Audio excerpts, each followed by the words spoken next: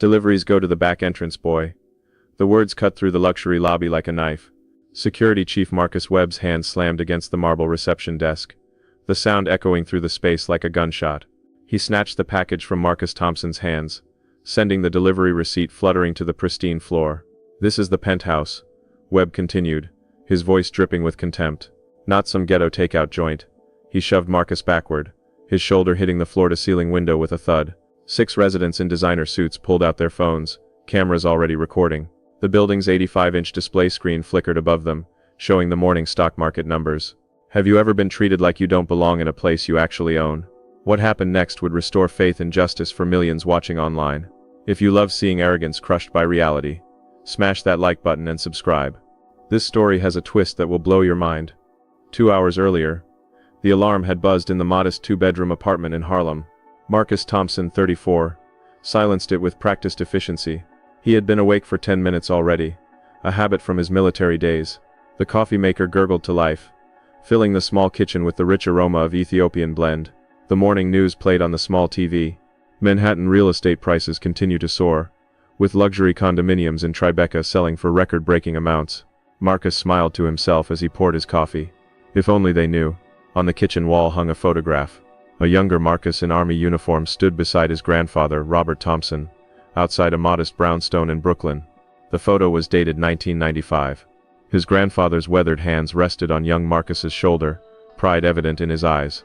Beside it another frame held a faded deed from 1968, barely legible, showing the name Robert Thompson, and an address on Henry Street. Marcus's phone buzzed. A text from his mother appeared. "Morning, baby. Your grandfather would be so proud. Don't forget the flowers for his grave today." He replied with a heart emoji, then checked his work schedule. 8 deliveries today. The last one would take him to 275 Greenwich Street. The Sterling Tower. In his bedroom closet, hidden in a lockbox beneath his winter coats, sat a manila envelope. Inside were property tax documents showing M. Thompson as the owner of a 12,000 square foot penthouse at 275 Greenwich Street, valued at $18.7 million. Purchase date December 2019. Purchase price $14.2 million. Cash. Also inside were discharge papers from the U.S. Army. Honorable Specialist, 75th Ranger Regiment.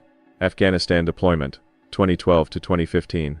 And a folded letter from Wells Fargo Private Banking, dated January 2020, confirming the transfer of $23 million from the estate of Robert Thompson to his sole heir and grandson, Marcus Thompson. But Marcus didn't live in that penthouse.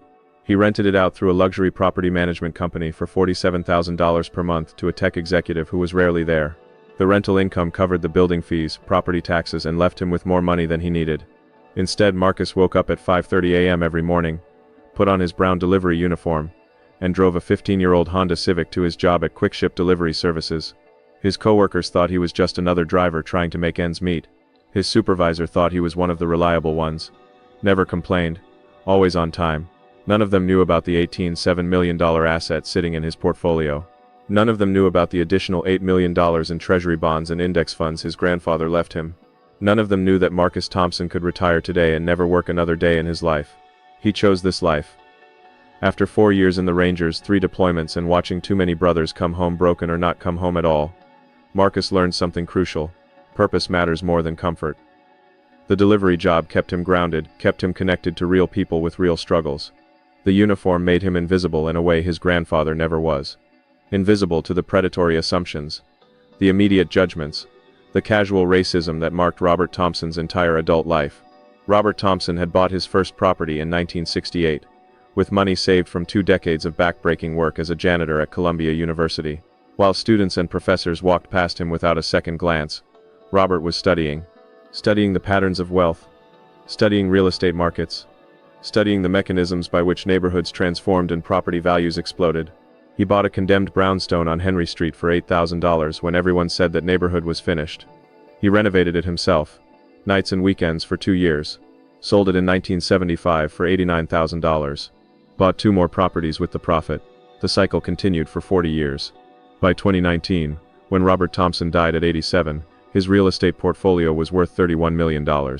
12 properties across Manhattan and Brooklyn, each one purchased when neighborhoods were considered dangerous or declining, each one held through the inevitable gentrification. He never drove a fancy car, never wore expensive clothes, lived in the same rent-controlled apartment in Harlem until the day he died. But he built an empire of wealth by being patient, strategic, and most importantly, invisible. Stay humble.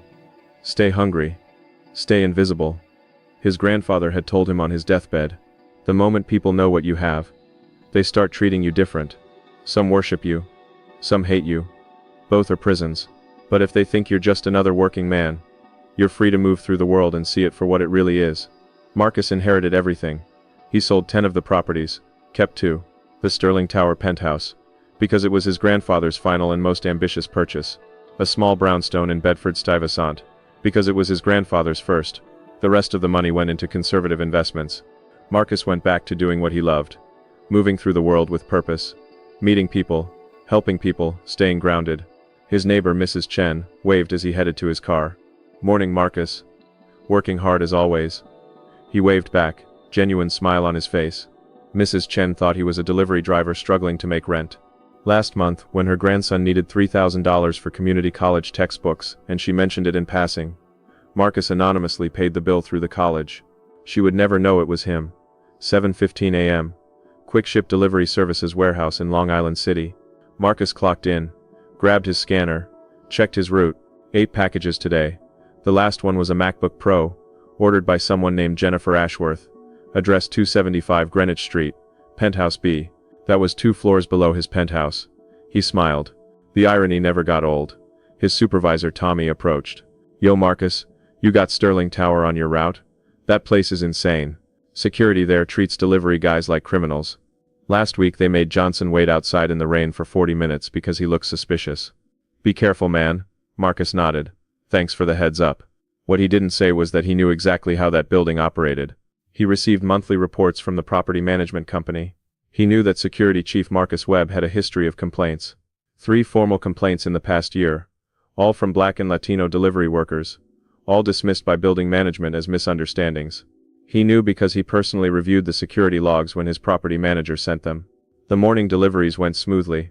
Marcus moved through Manhattan with practiced efficiency. Upper East Side townhouse, friendly doorman, quick drop-off, Chelsea apartment building, chatty elderly resident who tipped him $5, financial district office tower, busy receptionist, in and out in 2 minutes. 2:30 p.m. He pulled up to the Sterling Tower. The building rose 47 stories into the Manhattan skyline, its glass and steel facade gleaming in the afternoon sun. The lobby, visible through floor-to-ceiling windows, was pure luxury. Marble floors, crystal chandeliers, modern art installations worth more than most people's homes.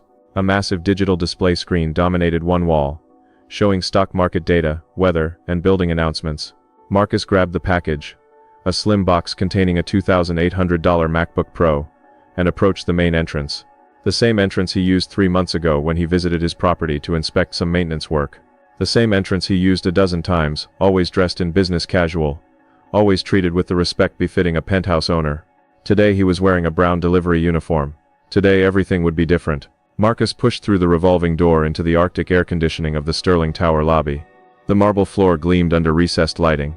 A young couple in designer workout clothes didn't even glance at him as they passed, too absorbed in their conversation about their upcoming trip to the Maldives.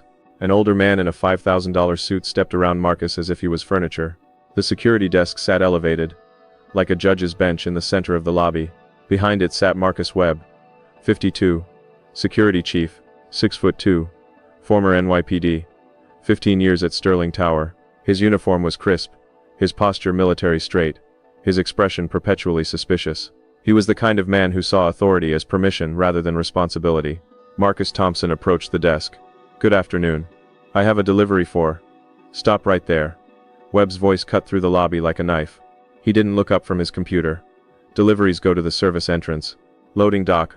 Around back." Marcus kept his voice calm, friendly. "I understand. But this is a signature required delivery for Penthouse B. The system says." Now Webb looked up. His eyes scanned Marcus from head to toe. The brown uniform, the scanner, the worn sneakers. His lip curled slightly. "The penthouse." He laughed. A harsh sound with no humor in it. "You think you're going to the penthouse?" He stood up, walked around the security desk. The movement was deliberate, territorial. 3 residents in the lobby turned to watch. A woman in yoga pants pulled out her phone. The couple returning from the gym slowed their walk. "Let me explain something to you," Webb said, stepping closer. Marcus could smell his cologne, expensive and overwhelming. "This building, we got standards, we got security. We don't let just anyone walk into our elevators and go to the penthouses. Especially not," he paused, let his eyes travel over Marcus again. "People who look like they're looking for something to steal." The words hung in the air like smoke. 4 people were now recording. The yoga pants woman had started an Instagram live. 50 viewers already. Marcus took a breath. Stay calm. Stay professional. This was what his grandfather warned him about. "Sir, I'm just doing my job. I have a package that requires a signature from the resident. If you could just call up to..." "I don't need to call nobody." Webb snatched the package from Marcus's hands. The delivery receipt fluttered to the floor. "Deliveries, go to the back." He punctuated each word with a jab of his finger toward Marcus's chest. "This is the penthouse level, not some ghetto takeout joint. You understand the difference? Ghetto." The word echoed in the marble lobby. Instagram live viewers reached 500. Comments flooded in. "What is he doing? This is discrimination. Someone call his supervisor." Marcus felt the familiar tightness in his chest. The same feeling from Afghanistan when insurgents opened fire. The same feeling from a traffic stop in Texas when a cop put his hand on his gun before asking for license and registration. The same feeling that every black man in America knows intimately. When you realize the rules don't apply equally, and the situation is escalating beyond your control. But he kept his voice steady. "I'm not trying to cause any problems. The package just needs a signature. If you want to have me wait while you verify..." "Verify?" Webb's voice rose. He was enjoying this now. Performance for an audience. "You think I need to verify that you don't belong in the penthouses? Let me tell you something, boy." He shoved Marcus backward. Not hard enough to knock him down, but hard enough to be assault. Hard enough that Marcus's shoulder hit the floor-to-ceiling window with a thud. The delivery receipt on the floor. The package in Webb's hands.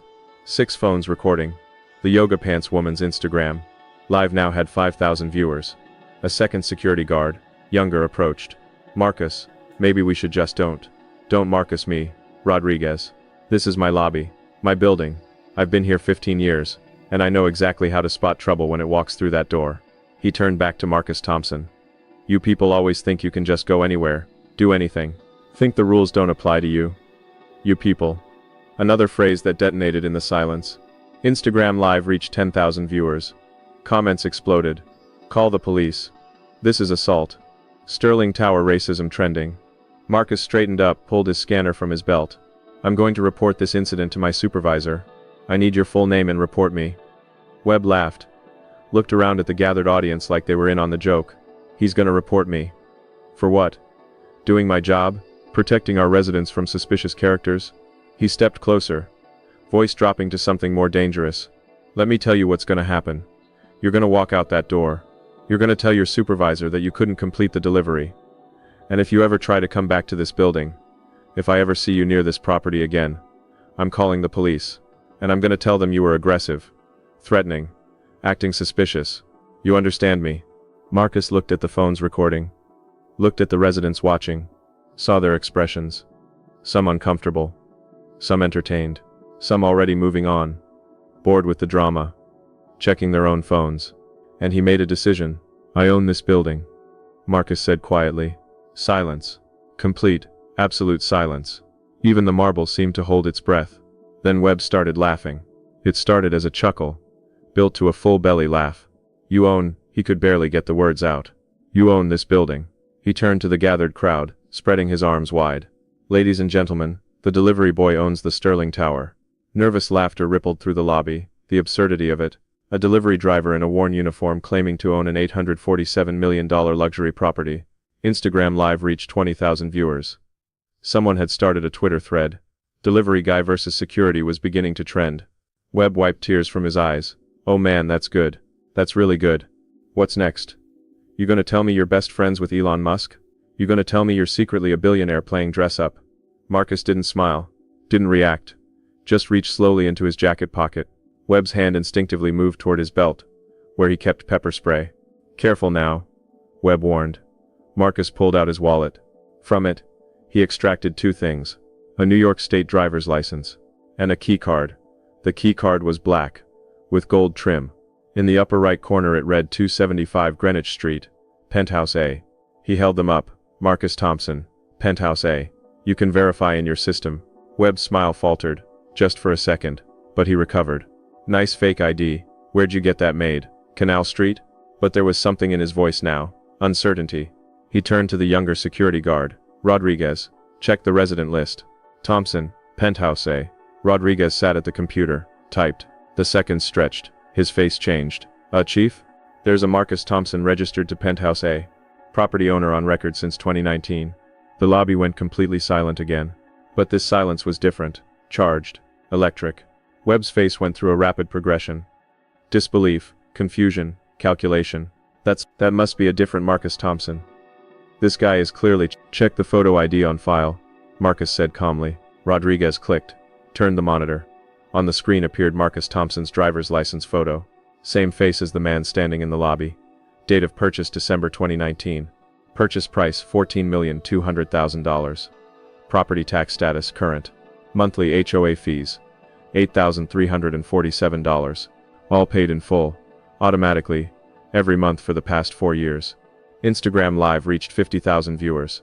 Twitter had delivery guy versus security trending nationally. Comments exploded. Oh my god, he actually owns it. The security guard's face. Justice incoming. The yoga pants woman gasped audibly. Oh shit. Webb's face drained of color. His mouth opened. Closed. Opened again.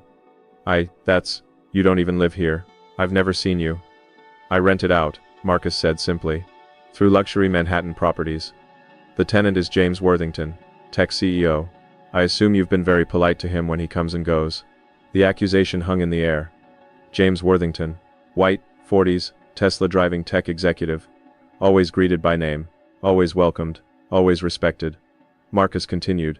His voice still calm but now carrying weight. I've been coming to this building for maintenance inspections for 4 years. Usually dressed in business casual. You've waved me through every time. Today I'm wearing a delivery uniform. And suddenly I don't belong. I'm suspicious. I'm from the ghetto. You want to explain the difference? Silence.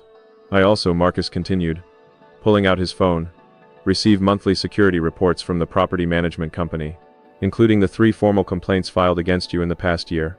All from Black and Latino delivery workers. All dismissed as misunderstandings. All documented with witness statements describing behavior remarkably similar to what just happened here. He turned to address the phone's recording.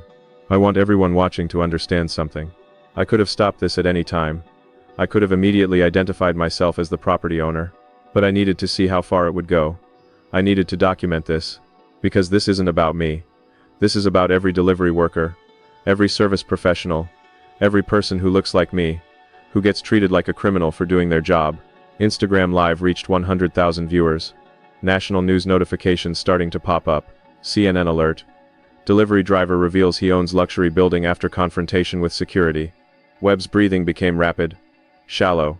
He was trying to formulate words. We have security protocols. I didn't know what? Marcus's voice was steel now. Didn't know I was wealthy. So it's acceptable to assault, threaten and racially profile someone as long as you think they're poor? That's your defense? The building's massive display screen suddenly flickered. Rodriguez, at the computer, had pulled up the property records. Now displayed on the 85-inch screen for the entire lobby to see. Property record. 275 Greenwich Street, Penthouse A. Owner Marcus Thompson. Purchase date December 12, 2019. Purchase price $14,200,000. Square footage 12,000. Current estimated value $18,700,000. Tax status current, paid in full. Gasps throughout the lobby. The couple in workout clothes stopped completely, staring at the screen with mouths open. An elderly woman in a fur coat clutched her pearls. A young man in a tech startup hoodie started slow clapping. Webb looked like he might vomit, or pass out, or both. Marcus pulled out his phone. I'm calling my attorney, and the property management company, and the building's HOA president. This is assault, discrimination, and a violation of fair housing laws. This is also going to the New York State Division of Human Rights, and the Attorney General's office. He dialed. The call connected on speaker. Reynolds and Associates Law Firm. How may I direct your call? Margaret Reynolds, please. This is Marcus Thompson. One moment, Mr. Thompson. The hold music played through the lobby's silence. Smooth jazz. Absurdly inappropriate for the moment. Marcus. A woman's voice, professional and sharp. What's wrong? Margaret. I'm at the Sterling Tower. I was physically assaulted by the security chief while attempting to deliver a package. The entire incident was recorded by multiple witnesses and is currently streaming live to over 100,000 viewers. I need you here immediately with documentation of my property ownership, and a formal complaint prepared for the NYSDHR and AG's office. A pause. Then I'm 10 minutes away. Do not engage further. Document everything. I'm also calling the managing partner at Sterling Towers Property Management Company. Stay on the line. The lobby had now filled with residents. Word had spread through the building. Elevators dinged open, disgorging curious tenants. The Yoga Pants woman's Instagram Live now had 200,000 viewers. Someone had started a TikTok. Someone else was filming for their YouTube channel. Webb was backing toward the security desk, his hand shaking. This is a misunderstanding. I was just doing my job. We have protocols for what? A new voice. Authoritative, angry. Everyone turned. A woman in her 60s, impeccably dressed, striding across the lobby with the confidence of someone who owns the room. What protocols, Marcus? She wasn't talking to Marcus Thompson. She was talking to Marcus Webb. Webb straightened up. Mrs. Harrison, the building manager. I can explain. I've been watching the live stream, Miss Harrison said coldly, along with approximately 250,000 other people. My phone has been ringing non-stop for the past 5 minutes. The property management company, the HOA board, 2 different news organizations, and 3 attorneys. She turned to Marcus Thompson. Mr. Thompson, I am so deeply sorry. This is unconscionable, completely unacceptable. This building was founded on principles of, save it, Marcus said quietly. You've had 3 formal complaints about this man in the past year. All from people who look like me. All dismissed. This isn't about apologies. This is about systemic failure. The room fell silent. Mrs. Harrison's face went pale. Instagram Live reached 300,000 viewers. Sterling Tower scandal was the #1 trending topic in the United States. The revolving door spun. A woman entered. Late 40s. Power suit. Briefcase that screamed legal authority. Margaret Reynolds, senior partner at Reynolds & Associates, one of Manhattan's most respected civil rights law firms. She surveyed the scene with the practiced eye of someone who'd seen this before, too many times. The phone's recording. The security chief looking like a cornered animal. The building manager, trying to maintain composure. The crowd of residents and onlookers. The massive screen still displaying Marcus Thompson's property records. Marcus, she said warmly, walking directly to him. They shook hands. Are you hurt? I'm fine. It's all documented. He gestured to the phones. Margaret turned to face the crowd, pulling out her own phone. For everyone recording and streaming, I'm Margaret Reynolds, Mr. Thompson's attorney. What you've witnessed today is a clear violation of multiple state and federal laws, including assault, discrimination and deprivation of rights. I've already filed an emergency complaint with the New York State Division of Human Rights. The Attorney General's office has been notified. The NYPD Hate Crimes Task Force is en route. She opened her briefcase, pulled out documents. I have here the complete property records for Penthouse A, showing Marcus Thompson as the sole owner since December 2019. I also have documentation of 3 previous complaints filed against Security Chief Marcus Webb by Black and Latino service workers, all of which were dismissed by building management without proper investigation. Mrs. Harrison stepped forward. Miss Reynolds, I assure you this building takes all complaints seriously. You personally dismissed all 3 complaints as misunderstandings without interviewing witnesses or reviewing security footage. Margaret didn't raise her voice, but the words landed like hammer blows. The pattern is clear and documented. This isn't an isolated incident. It's institutional discrimination. Webb tried to speak. I was just trying to. Do not speak. Margaret's voice cracked like a whip.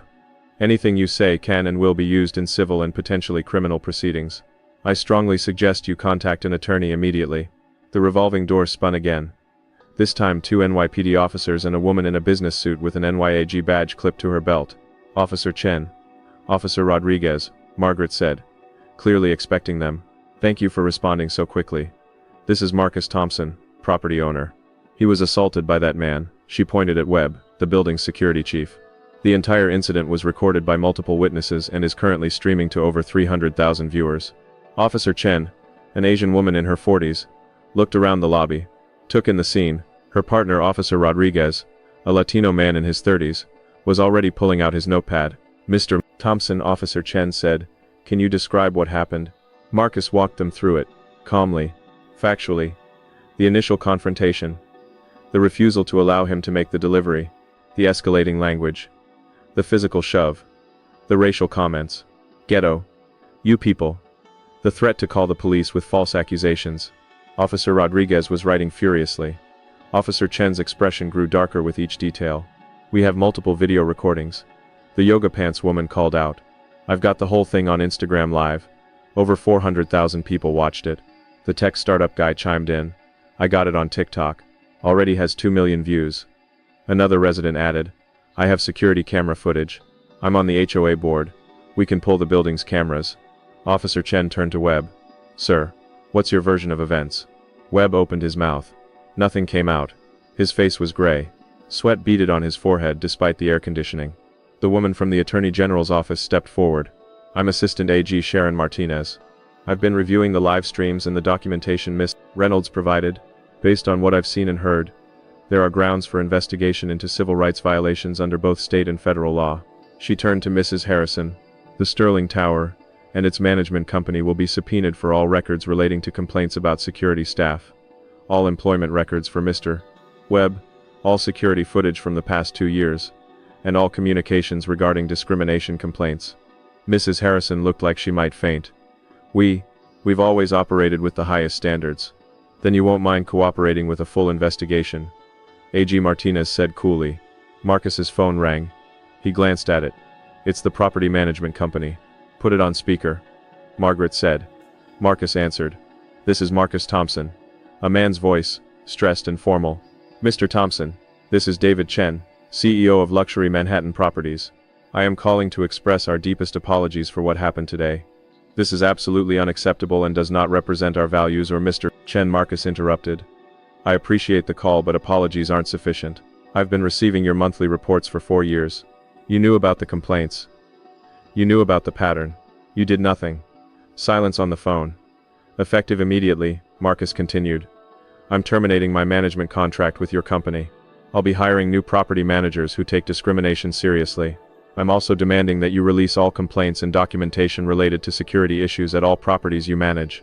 If you don't comply voluntarily, my attorney will subpoena them. Margaret was nodding approvingly. Another call beeped in. I have another call. This one is from the New York Times. The crowd murmured. The phones were still recording. The Instagram live stream now had 500,000 viewers. Sterling Tower scandal was trending worldwide. Officer Chen approached Webb. Sir, based on witness statements and video evidence, I'm placing you under arrest for assault in the 3rd degree. You have the right to remain silent. Anything you say can and will be used against you in a court of law. You have the right to an attorney. If you cannot afford an attorney, one will be provided for you.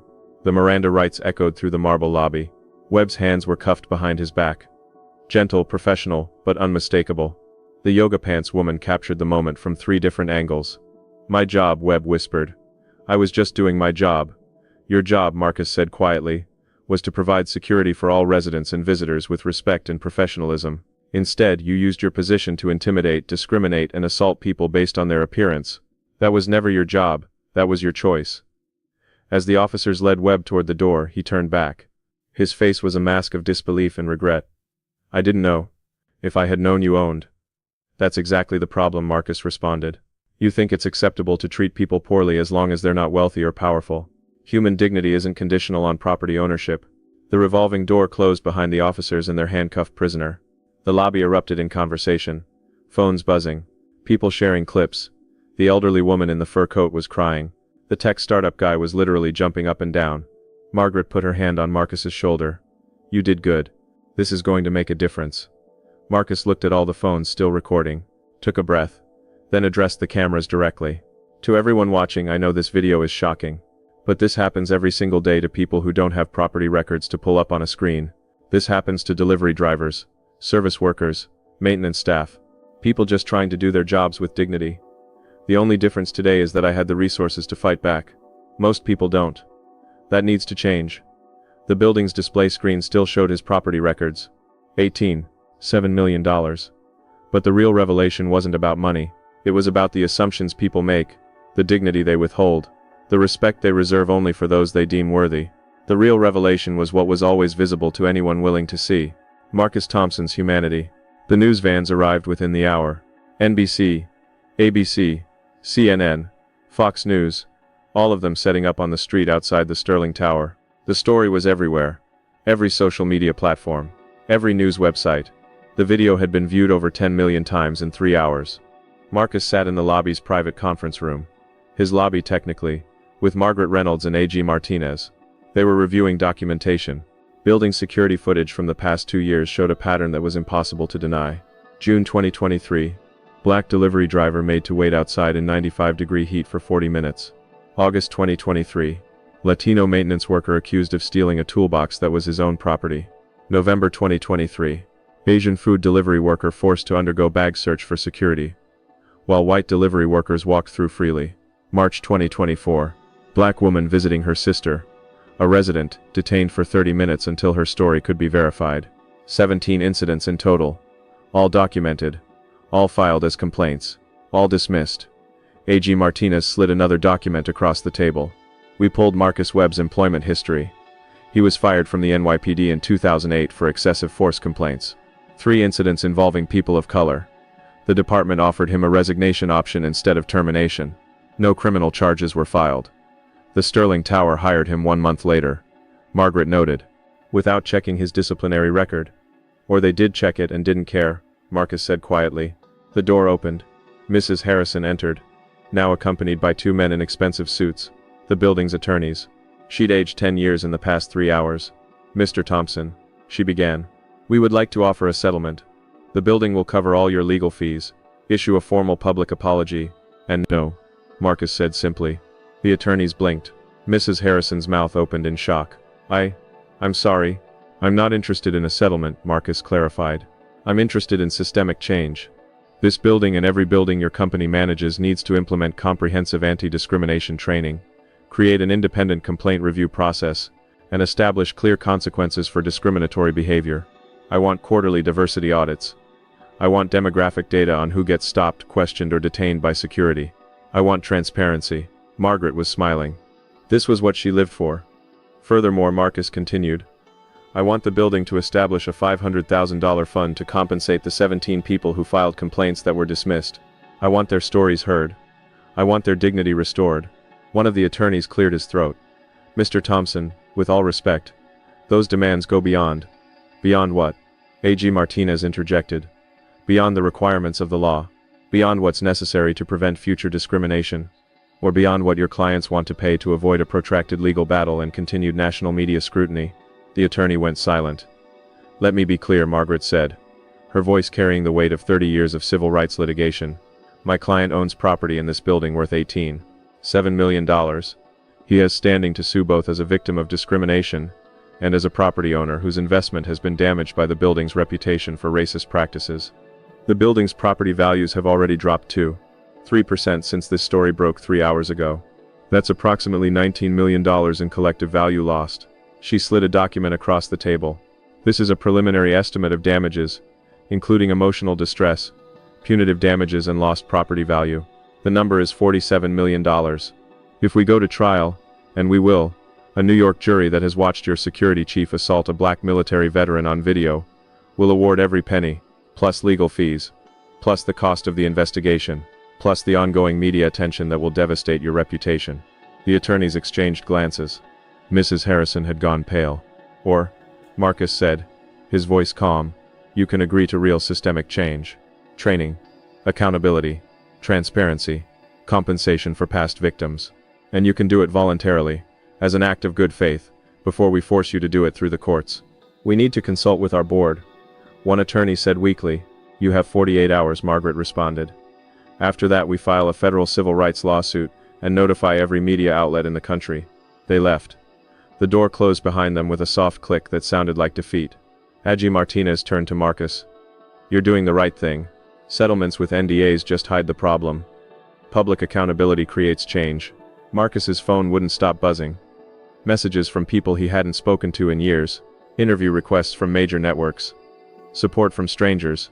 Hate from others. One message caught his eye. Your grandfather would be proud. This is exactly what he fought for his whole life. Keep going, Mom.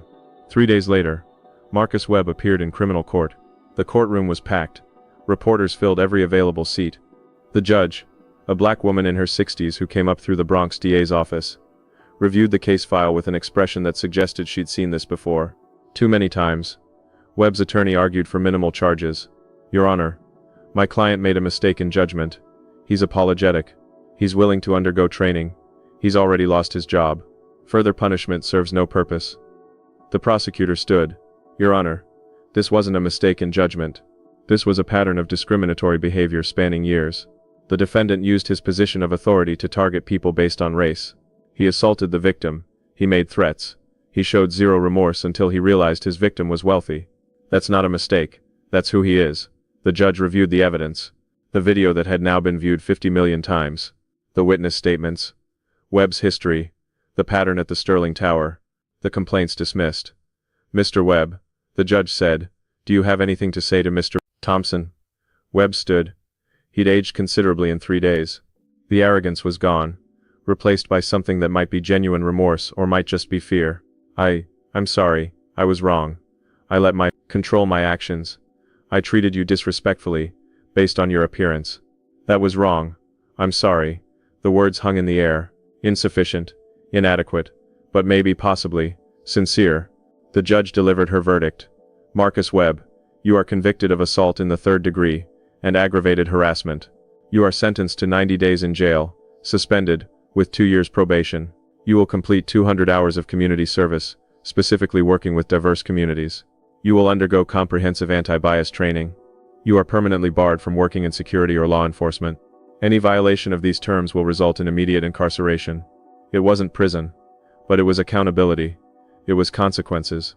It was a record that would follow him. Marcus watched from the gallery.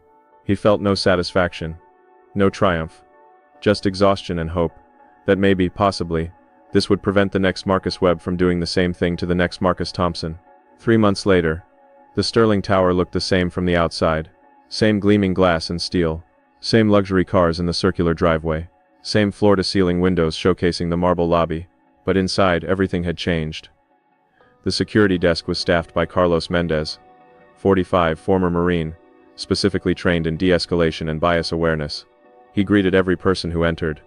Delivery drivers, maintenance workers, residents, visitors, with the same respect, the same dignity. On the wall beside the security desk hung a plaque, the Thompson Initiative, dedicated to ensuring dignity, respect and equal treatment for all people who enter this building, regardless of their role, appearance or economic status. Established 2024, the initiative had been implemented across all 47 properties managed by Luxury Manhattan Properties. The results were documented. Discrimination complaints down 78%. Worker satisfaction scores up 91%. Security incidents down 43%. Diverse hiring among security staff up 156%. Property values recovered and increased by 7%. The $500,000 fund Marcus demanded had been established and distributed to the 17 people who filed complaints. Each received compensation, a formal apology and an expungement of any negative records related to their incidents. 6 months later, Marcus Thompson still worked for Quick-Ship Delivery Services. Still drove his 15-year-old Honda Civic. Still woke up at 5:30 a.m. Still delivered packages. The difference was that now he was also a board member of 3 organizations working on worker rights, criminal justice reform, and affordable housing. His penthouse at the Sterling Tower, still rented out, still generating $47,000 per month. But now that money funded scholarships for delivery drivers pursuing higher education. 23 scholarships so far. Full tuition to community colleges across New York. The Thompson Initiative had been adopted by 127 buildings across Manhattan. Other cities were implementing similar programs. Philadelphia, Boston, Chicago, Los Angeles, Seattle. The model was spreading. Marcus Webb completed his community service at a job training center in the Bronx, teaching resume writing and interview skills to formerly incarcerated individuals. His probation officer reported that he was compliant, engaged, and possibly finally learning. 1 year later, New York State passed the Thompson Fair Treatment Act, requiring all luxury residential buildings to implement anti-discrimination protocols, maintain transparent complaint processes, and submit to annual audits. 15 other states were considering similar legislation. Marcus spoke at a city council meeting on workers' rights. The chamber was full. Delivery drivers, security guards, maintenance workers, people who moved through buildings invisibly, doing essential work without recognition, My grandfather taught me that dignity isn't something you earn through wealth or status, Marcus told the crowd. It's something every person possesses inherently. The question isn't who deserves respect. The question is, are we brave enough to extend it equally? Are we wise enough to judge people by their character rather than their circumstances? Are we strong enough to use our positions of privilege and power to lift others up rather than push them down? Standing ovation. Not for the millionaire property owner. For the delivery driver who refused to be invisible. That night, Marcus visited his grandfather's grave in Brooklyn. He placed fresh flowers, sat on the bench nearby, told Robert Thompson about the initiative, the legislation, the change that was spreading through the city their grandfather loved. "You were right, Grandpa," Marcus said quietly to the headstone. "Stay humble, stay hungry, stay invisible, until visibility can create change. I stayed invisible, until the moment when being seen could help others who couldn't afford to be seen. I hope that's what you meant. I hope I made you proud." A text from his mother appeared. "Your grandfather is proud. I'm proud. The world is a little better because of what you did. That's all we can ask." Marcus drove home in his Honda Civic. Tomorrow morning, 5:30 a.m. alarm. Coffee. NPR. Quick ship uniform. 8 deliveries. Normal day. Normal life. Except now, when he entered luxury buildings, security guards greeted him by name. Residents said thank you. The invisible had become visible. Not through wealth or status, but through the simple recognition of shared humanity. The story wasn't about a millionaire who worked as a delivery driver. It was about a delivery driver who happened to have the resources to fight back when millions of others don't.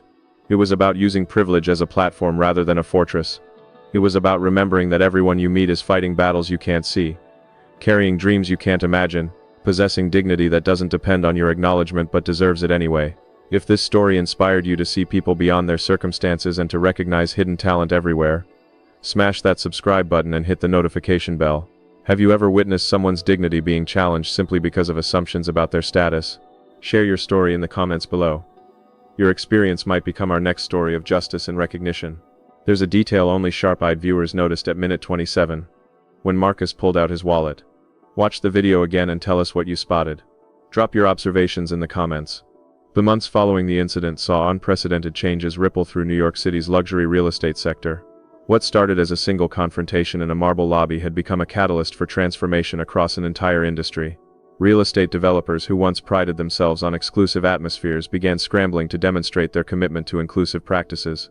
Insurance companies raised premiums for buildings without proper anti-discrimination protocols. Investors started demanding diversity reports before committing capital.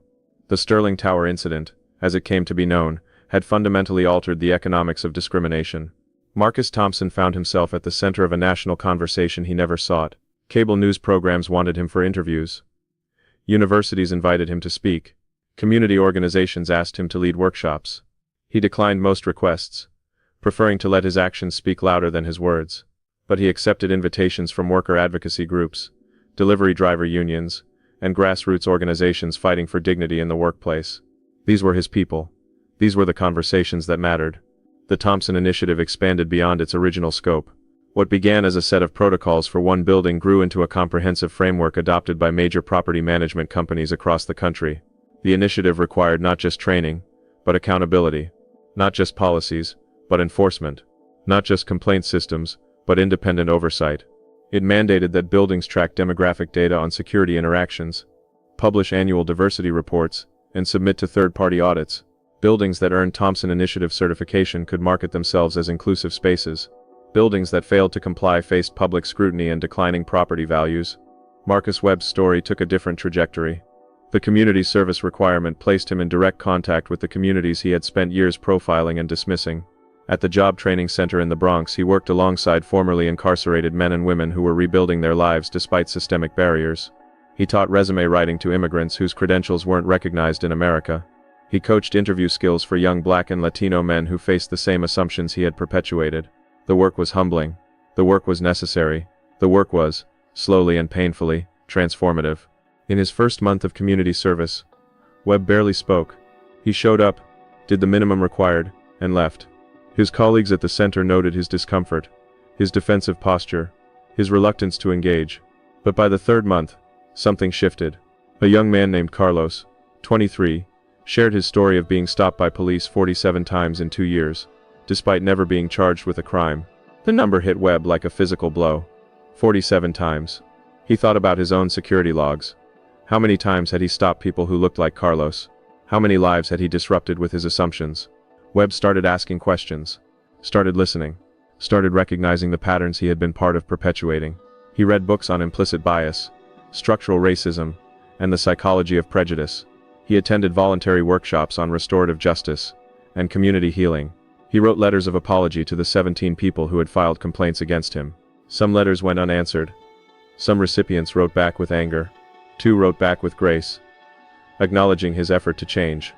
Those 2 responses, Webb later said, gave him hope that redemption might be possible. Marcus Thompson and Marcus Webb never met again after the courthouse. Their paths diverged into separate journeys of purpose and penance. But their stories remained linked. 2 sides of a moment that captured America's ongoing struggle with dignity, justice, and the assumptions we make about each other, based on nothing more than appearance and circumstance. The 17 people who received compensation from the $500,000 fund used their settlements in ways that reflected both their immediate needs and their long-term dreams.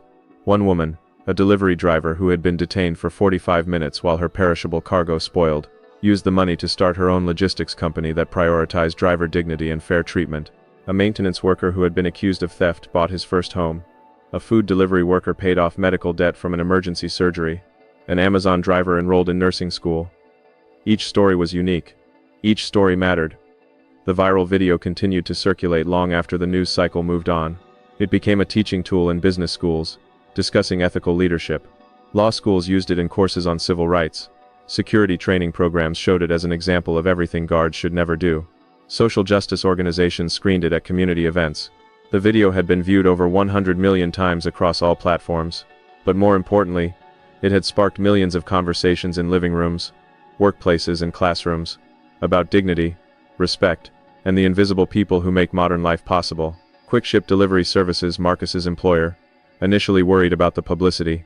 Would clients see their drivers differently now? Would security at other buildings become more difficult? But the opposite happened. Quick-Ship received thousands of emails from customers, praising the company for employing someone like Marcus Thompson. Applications from job seekers tripled. The company became known as an employer that valued character and treated workers with respect. Within 6 months, Quick-Ship implemented its own version of dignity-focused training for all employees and launched a scholarship program for drivers pursuing education. They named it the Thompson Opportunity Fund. Mrs. Chen, Marcus's neighbor who had no idea about his wealth, eventually learned the truth from a neighbor who recognized him from the viral video. She showed up at his door with tears in her eyes, not because of the money, but because of the anonymous scholarship that had changed her grandson's life. When she discovered Marcus was behind it, she insisted on repaying him. He refused. Instead, he asked her to volunteer at a new community center he was funding in Harlem, a place where families could get help with everything from college applications to tenant rights to financial literacy. Mrs. Chen became one of the center's most dedicated volunteers, working there 3 days a week. The Sterling Tower itself underwent significant changes beyond the Thompson Initiative protocols. The building's HOA voted to create a resident diversity committee. They established partnerships with local colleges to provide paid internships for students from underrepresented communities. They hosted quarterly community events open to neighborhood residents, not just building tenants. The marble lobby that had once been a symbol of exclusion slowly transformed into a space that acknowledged its role in the broader community. It wasn't perfect. Change never is. But it was progress. Marcus Thompson's penthouse remained rented to the tech executive, but the tenant, James Worthington, reached out after the incident. He offered to buy the property at market value, understanding that Marcus might want nothing to do with the building. Marcus considered the offer. The sale would mean never having to return to a place with such painful associations, but he declined. Selling felt like running away. Keeping the penthouse and continuing to invest in the building's transformation felt like staying in the fight. The tech CEO and Marcus developed an unlikely friendship. Worthington, who was white and admitted he had never thought about the differences in how he and Marcus were treated in the same building, became an advocate for the Thompson Initiative. He spoke at real estate conferences, using his platform and privilege to amplify messages about inclusivity and equity. He donated significant funds to organizations working on fair housing and worker rights. He acknowledged that his awakening came embarrassingly late, but he committed to using his remaining years to push for change. Robert Thompson's legacy grew beyond the real estate empire he built in silence. Marcus worked with the Brooklyn Historical Society to document his grandfather's story, the janitor who became a real estate mogul, the invisible man who saw everything, the patient investor who understood that neighborhoods don't decline, they transform, And wealth follows those brave enough to bet on communities that others abandon. The exhibition, titled Invisible Capital, toured museums across the country. School groups visited. Community organizers drew inspiration. Future entrepreneurs saw a blueprint for building wealth while maintaining integrity. 1 year after the Sterling Tower incident, Marcus stood at his grandfather's grave on a crisp autumn morning. The flowers he brought, bright orange chrysanthemums, were Robert Thompson's favorites. Marcus sat on the familiar bench and pulled out his phone. He opened a notes app and began to write, as he did every visit, a letter to the grandfather who shaped everything he believed about wealth, purpose, and dignity. "Dear Grandpa," Marcus typed. "A year ago today I kept your advice about staying invisible. But I learned that sometimes invisibility is a privilege we can't afford when visibility might help others. You taught me to be humble, hungry, and hidden. I added one more. Be visible when it matters. I hope you'd understand. The world isn't the same as when you walked through it. But it's not as different as we'd like to think. People still judge books by covers. Still assume poverty means ignorance. And wealth means wisdom. Still treat service workers like servants rather than fellow human beings doing essential work. The Sterling Tower changed some of that. But it's a drop in an ocean. The Thompson Initiative is in 300 buildings now. The Fair Treatment Act passed in 22 states.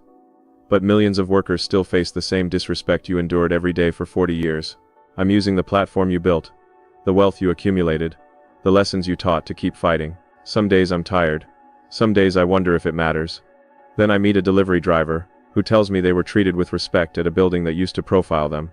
Or I hear about a security guard who de-escalated a situation instead of escalating it.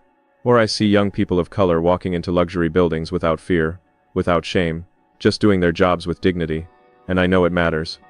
You built an empire in silence. I'm trying to build a movement with noise. Both are valid. Both are necessary. Miss you every day.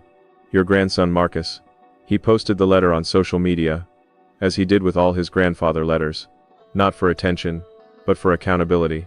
Making his commitment public kept him honest, kept him focused, kept him working even when exhaustion threatened to win. The post received thousands of comments. People sharing their own stories of invisible family members who persevered through discrimination. Workers thanking him for fighting battles they couldn't afford to fight. Young people declaring his grandfather a hero. Each comment was a reminder that the work mattered. The struggle continued. And dignity was something worth fighting for in every generation. Marcus Thompson continued driving his Honda Civic, delivering packages, waking up at 5:30 a.m. But now when he entered buildings, things were different. Not just for him, but for everyone. Security guards who once would have profiled him now greeted all workers with respect. Residents who once walked past service workers without acknowledgement now said thank you. The culture was shifting, slowly, imperfectly, but undeniably. It wasn't because people suddenly became enlightened. It was because systems changed. Policies were enforced. And consequences mattered. The Thompson Initiative didn't change hearts. But it changed behavior.